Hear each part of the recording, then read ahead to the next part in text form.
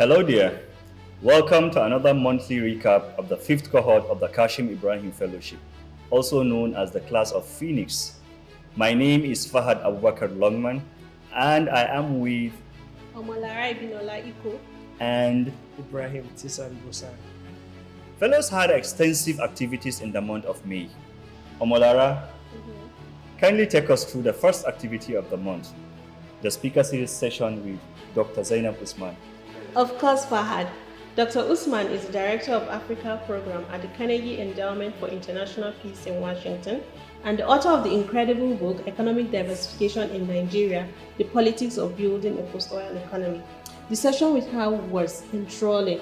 She started with a personal story about her childhood and the choices that brought her to where she is today, followed by a lecture on Africa's changing global role within the global community, which is a call to action for Africa to update her approaches and strategies to engage more effectively with the rest of the world. Indeed, Dr. Usman inspired us by her work and achievements. Ibrahim, Yes, Fahad. what stood out for you during the Nigerian Constitution and Electoral Reforms workshop with Hajia Mariam Uwais? Hajia Mariam Uwais has a vast knowledge of the Constitution and reforms that are fit for Nigeria.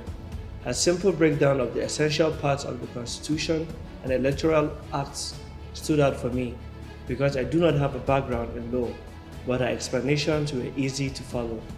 She focused on various constitutional reform attempts and contentious areas debated throughout the country. Also, she took us through the 2023 constitutional amendments, where she explained the 16th Alteration Act. I also love Hajia Uwais's approach to answering questions. She always clarifies that her responses are based on her experiences and her personal beliefs, while encouraging fellows to be inquisitive, making more inquiries, and form their own opinions. True. She made learning about the Constitution interesting. Well, the class of Phoenix embarked on their second Community Service Week, as community service is one of the core components of the fellowship. Omolara, tell our audience about it. Yeah, the Community Service Week is a period set aside for fellows to give back to the residents of Kaduna State, and this second one was all about the health sector, with the team promoting a healthier Kaduna. We had 4 days of activities across 3 local government areas in Kaduna. We started with a health awareness and outreach campaign to students at the Kaduna State University, followed by a free cervical cancer screening at the General Hospital Sabo. We set up a neonatal corner and rehabilitated the primary health care center at Rafinguza, and lastly facilitated an immunization and nutrition drive at the primary health care center Mieti Allah at Rigasa. Fellows benefited from these projects as much as the community were able to hone our skills and worked better under pressure. We established new contacts and built relationships with the different communities we worked at, which gave us a healthy sense of accomplishment. Of course, none of this could have been achieved without our amazing sponsors and partners. We say thank you. Thank you for sharing, Omolara. The Kashim Ibrahim Fellowship clocked 5 years, and we celebrated this in the month of May. Ibrahim, Yes, Fahad. tell us about KIF at 5. KF at 5 was the highlight of the month.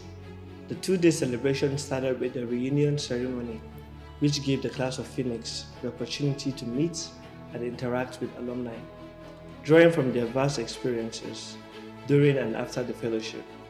It was a weekend filled with exciting activities such as networking, games, dance with lots of food and drinks, and laughter. The celebration concluded with an intimate dinner which had distinguished guests including Dr. Hadiza Sabuwa Balarabe, the Deputy Governor, Hajia Ummi Rufai, the wife of the former governor, members of the KIF Steering Committee, heads of MDAs, and local government chairmen in attendance. A big shout out to our ever-efficient secretariat, whose loving leadership adds color to the experiences of fellows. It was indeed an amazing and fun weekend for us. Omolara, the local government tour to Kubau was an interesting one. Please tell us how the engagement went.